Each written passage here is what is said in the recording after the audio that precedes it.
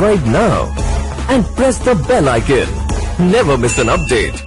Web series आश्रम प्रेम प्रीति सूद से खास बात की हमने उनके कैरियर को लेकर, आश्रम में उनके रोल को लेकर। देखिए काशिफ जैदी की रिपोर्ट।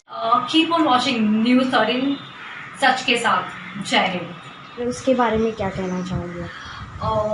जैसा कि आप लोगों ने देखी होगी आश्रम का जो पार्ट 1, तो ये कैरेक्टर भी ऐसा है कि इसको थोड़ा सा इन्होंने ऐसे रखा है कि इसकी बहुत सारी परतें हैं जो बाद में कहीं जाके खुलेगी। पर बहुत ही प्यारा किरदार है ये, और ये ऐसा किरदार है जो कि बिना बोले भी बहुत कुछ कह रही है। तो बाकी ज़्यादा तो मैं रिवील कर नहीं सकती, क्योंकि सेकेंड पार्ट में इस किरदार के बारे में बहुत कुछ रिवील होने वाला है।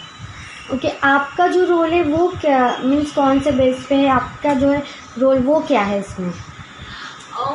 मेरा जो कैरेक्टर है, जैसे कि सरोवर का कैरेक्टर है जो कि आश्रम में रहती है, और अभी तो सिर्फ और सिर्फ घूरने का काम कर रही है जो भी वहाँ पे आते हैं। बट आगे चल के जो है इस कैरेक्टर की भी एक कहानी है जो कि रिवील होगी। एक स्टोरी में कहीं ना कहीं इस किरदार का बहुत एक अहम कंट्रीब्यूशन है जो कि स्टोरी को आगे बढ़ाता है, स्टोरी को बांधे रखता है। तो बहुत सी जो चीज़ें होंगी वो आगे चल के रिवील होंगी। तो मैं बस यही बता सकती हूँ, आपने जो देखा वही मेरा किरदार है। सेकंड पार्ट के बारे में मैं, क्योंकि मेरा कैरेक्टर के बारे में I am not suppose to reveal much. Okay, तो कहीं कहीं ये जो रील है और रियल में भी कहीं कहीं आश्रमों में बहुत सी ऐसी गलत चीज़ें होती है, तो ये जो स्टोरी है वो उसी बेसिस पे है या फिर कुछ ऐसे हटके है? जी, जो ये आश्रमों में ही नहीं, अब देखिए भले एक आश्रम शब्द है, ये तो किसी भी कोई भी धर्म के लोग कर सकते हैं ये चीज़ें। ये आश्रम में भी हो सकती है, ये कहीं किन्हीं संस्थानों में भी हो सकती हैं। ये बेसिकली आस्था के नाम पे खिलवाड़ की कहानी है। ये तो कहीं पे भी हो सकती हैं चीज़ें। तो मैं तो यही कहूँगी। प्रीति जी बीच में क्वेश्चन उसके बाद में मैं भूल गई क्या कहा था आपने। जी बोलिए फिर। काशिफ जी। प्रीति जी, आपने 2018 में 2 बच्चियों को इंसाफ दिलाया था, रिहा कराया था, जो मतलब आपको कैसा मतलब डाउट लगा उनके वहाँ पर क्या कैसे खबर मिली, और उन बच्चों के साथ आपने अकेले बेस पे और उनको रिहा करवाया, बहुत उसमें आप चर्चा में भी रही, तो वो थोड़ा आप बताइए।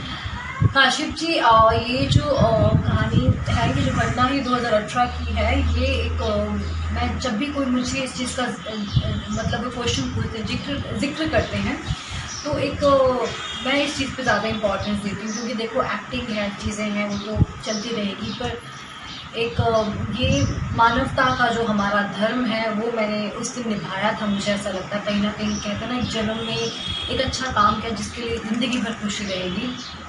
तो ये 2018 की घटना है, जब इतवार के दिन की घटना है ये, जब ये 2 छोटी नाबालिग बच्चियां जो 10 और 13-14 साल की थी, इनको बाहर अमेरिका भेजा जा रहा था।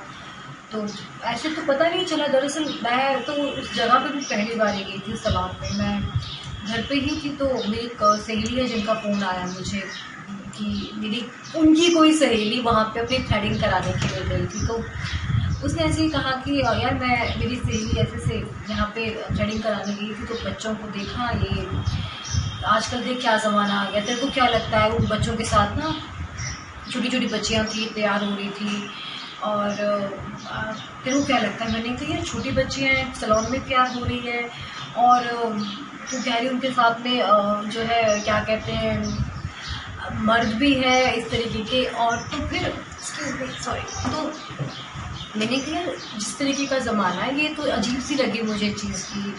पता नहीं कुछ इंट्यूशन होती है, मुझे कुछ नहीं मालूम था, मैं लोगों को नहीं जानती थी। और जब बच्चों की बात, उसने जो बच्चे बोला, छोटी बच्चियाँ, पूरी 10 साल की बच्चियाँ सलून में प्रॉपर मेकअप करी, तो मुझे वो चीज़ बड़ी अटपटी लगी। और फॉर्चुनेटली वो जगह मेरे घर से ज़्यादा दूर भी नहीं थी, तो उसने मुझे जगह का नाम बताया, तो मैं ढूंढते हुए उस जगह पर पहुँची, और मैंने जाके जब देखा तो वहाँ का मंजर बहुत अलग था। ये बच्चियाँ जो है वो ग्लास डोर के अंदर बैठी थी, तैयार हो रही थी, बाहर 3-4 लोग थे। एक हिम्मत कई बार आ जाती है, आप सोचते नहीं हो, और आप बहुत सारी चीज़ें हुई, बहुत, मुझे लगता है अगर मैं आपको भी बताऊंगी तो बहुत सारी उसी में पूरा वो निकल जाएगा। तो शॉर्ट में मैं यही कहूँगी कि मैं हिम्मत करके अंदर गई, मैंने ग्राहक होने की एक्टिंग की, मैंने बच्चों से बात की, बच्चों ने जिस तरीके से हमारे बीच क्वेश्चन आंसर हुए, बातें हुई, मुझे मेरा सस्पिशन और ज़्यादा बढ़ गया। बाय द टाइम ये लोगों ने देख लिया, ये लोग अंदर आए, बच्चे को ले जाने लगे, मैंने बच्चे को ले जाने नहीं दिया और आई थिंक मैंने उन लोगों को 1.5-2 घंटे तक हैंडल किया है, मतलब अकेले? जी हाँ, पुलिस के आने से पहले तक। और 1-1.5 घंटा इसलिए क्योंकि वो अगर मुझे लगता है हम जल्दबाजी करते ना इस चीज़ में, अगर मैं उनको पहले ही बोल देती तो मुझे लगता है वो लोग भाग जाते, वो लोग अपने तरीके से स्मार्टली प्ले कर रहे थे। पब्लिक का सपोर्ट था उस वक्त आपको? नॉट एग्जैक्टली, मुझे तो सैलून वाले ने भी बाहर निकाल दिया था कि नहीं हमें यहाँ पे कुछ नहीं चाहिए इस तरीके का हल्ला गुल्ला, तो मुझे सैलून वाले ने बाहर निकाल दिया उसने। तो फिर मैं सड़क, फिल्मों में दिखाते ना कई बार वो सीन, मैं सच में जो फिल्में देखती थी तो मुझे लगता था कि ऐसा नहीं होता है, और ये तो फिल्मों में होता है कि ऐसे कैसे भी किसी की जान पर बात है तो लोग हिम्मत करते होंगे। जब मुझसे कोई पूछता आपके दिमाग में क्या चल रहा था, तो मुझे सच में बोलूँ मेरे दिमाग में कुछ चल नहीं रहा था, मैं बिल्कुल ऐसा ब्लैंक था मेरा दिमाग। मुझे सिर्फ और मुझे ना अपने अंदर में बहुत एनर्जी फील हो रही थी उस टाइम पे। एक वक्त आया जब मेरे साथ में जो ये कि प्रीति चल यार ये गुंडे किस्म के लोग हैं, इनसे पंगा मत ले। तो जब जाने लगी तो मैं बस एक मोमेंट मुझे याद है, कुछ मेरे अंदर कुछ मुझे हिम्मत आई, कुछ स्पार्क आया, कुछ मुझे उस टाइम पे अपनी जान की वैल्यू भी नहीं मैटर कर रही थी। मुझे मेरे माइंड में सिर्फ एक चीज़ आई कि मरना तो है ही ना, आज नहीं तो मरना, कल मरना है। जैसे लोग कहते हैं कुछ ऐसा करके जाओ कि दुनिया आपको याद रखे, तो मैंने कहा यार कुछ बस अभी बच्चियों को बचाना, अगर मरना भी तो चल किसी अच्छे बहाने से मरूंगी। तो मेरे माइंड में वो सोच आ गई थी और मैंने हिम्मत की और मैंने किस तरीके से बाद में पता चला कि बहुत बड़ा बच्चों को तस्करी करने वाला एक गिरोह है जो इससे पहले भी पता नहीं कितने हज़ार बच्चों को बेच चुका है, और ये पकड़े गए, चीज़ें हुई। फिर मैंने उस केस को फॉलो अप भी किया क्योंकि मेरे पास काफ़ी सबूत थे उस केस से रिलेटेड। मैंने जो वहाँ पे उनकी फ़ोटोग्राफ्स वगैरह भी क्लिक करती थी उन लोगों की।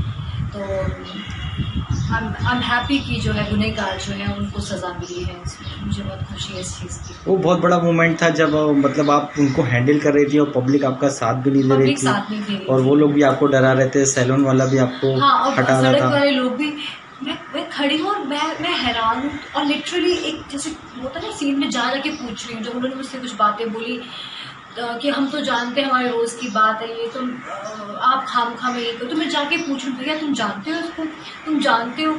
तो मैडम आप क्वेश्चन क्यों पूछ रही हो? मैंने कहा तुम्हें दिख नहीं रहा यहाँ पे क्या हो रहा है, छोटी छोटी बच्ची हैं। और मैं लिटरली जाके एक एक इंसान के पास, और जैसे दिखाते वो लोग ऐसे खड़े हैं चुपचाप, और संडे का दिन है, दिन का वक्त है, फिर भी जो भीड़ थी वो एकदम कहते ना मुंह बंद करके खड़ी थी वहाँ पे, कोई उनका रिएक्शन नहीं था। ओके, जब की बात करें तो उसमें इतने अच्छे जो एक्टर है उनके साथ काम करने का एक्सपीरियंस कैसा था?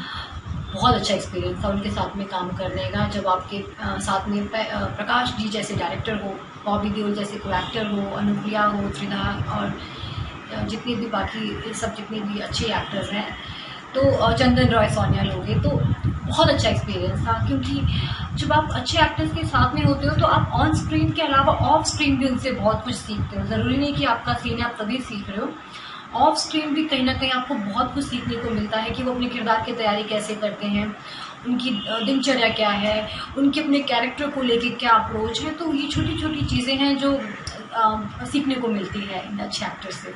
ओके, आगे किस तरीके का रोल आप करना चाहोगी, या कोई वेब सीरीज़ या मूवी? अभी आजकल बहुत सी चीज़ें ऐसी आ रही, तो किस तरीके का कैरेक्टर निभाना चाहोगी? बीइंग एन एक्टर मैं तो ये चाहूँगी कि मेरे पास में तरह तरह के किरदार आए, क्योंकि अभी तो अभी ये इतना मैंने काम नहीं, वो समय नहीं आ गया जहाँ मैं बोलूँ नहीं मैंने ये भी कर लिया, मैंने वो भी कर लिया, तो मैं नया कुछ करना चाहूँगी। डेफिनेटली मैं मीनिंगफुल रोल्स करना चाहूँगी कि अच्छे रोल हो जहाँ पे कुछ करने का मज़ा आए, एक कहानी में कहीं ना कहीं उस किरदार का कंट्रीब्यूशन रहे। बट ये है कि अलग अलग किरदार हो, चाहे वो हंसी के किरदार हो, चाहे वो नेगेटिव मेरे रोल्स हो, चाहे वो मुझे एक्शन करने को मिले, चाहे कैसे भी हो, कॉमेडीज हो, रोमांटिक हो। एज एन एक्टर मैं अपने आप को डेफिनेटली एक्सप्लोर करना चाहूँगी। ओके, ये एक्टर बनना पहले से ही आपने सोचा था या फिर कुछ ऐसा मोमेंट आया था? लाइक बचपन में तो ऐसा नहीं था मैं कि एक्टर बनना चाहती हूँ। एक 9-10 के आसपास थोड़ा सा प्लेस वगैरह स्कूल में थोड़ा बहुत कार्यक्रम करने लगे थे, पार्टिसिपेट करने लगी थी। गर्ल्स स्कूल में थी मैं, तो वैसा कभी बचपन में नहीं सोचा था, क्योंकि हम उस माहौल से आते हैं। हमारे यहाँ उस अब तो खैर बहुत लोग फॉरवर्ड हो गए हैं। मैं तो बहुत छोटे से कस्बे से हूँ, तो हमारे यहाँ सिनेमा को लेके लोगों की इतनी ओपन थिंकिंग नहीं थी कि या एक्ट्रेस को लेके या एक्ट्रेसेस को लेके, तो वहाँ तो इतना ज़्यादा बात भी नहीं करते थे। वहाँ तो सिर्फ इतना तो डॉक्टर बनेंगे बड़े कि या इंजीनियर बनेंगे तो आप अच्छे बच्चे हो, इसके अलावा अगर आपने गलती से भी बोल दिया तो मतलब आप खराब बच्चे हो। तो ये सपना ऐसा तो नहीं था, बट ये मेरी ज़िंदगी में एक ऐसा मोड़ आया कि मैं एक्टर बन गई। बचपन 10th क्लास के आसपास एक इच्छा ज़रूर हुई थी कि यार मुझे ये प्रोफेशन फैसिनेट करता था। बट जब मैं 12th के बाद में मैंने जब अपनी थोड़ा काम करना चाहा, तो उस वक्त में एक ऐसा मोड़ आया कि मुझे वो नौकरी छोड़नी पड़ी और मैं एक्टर बन गई।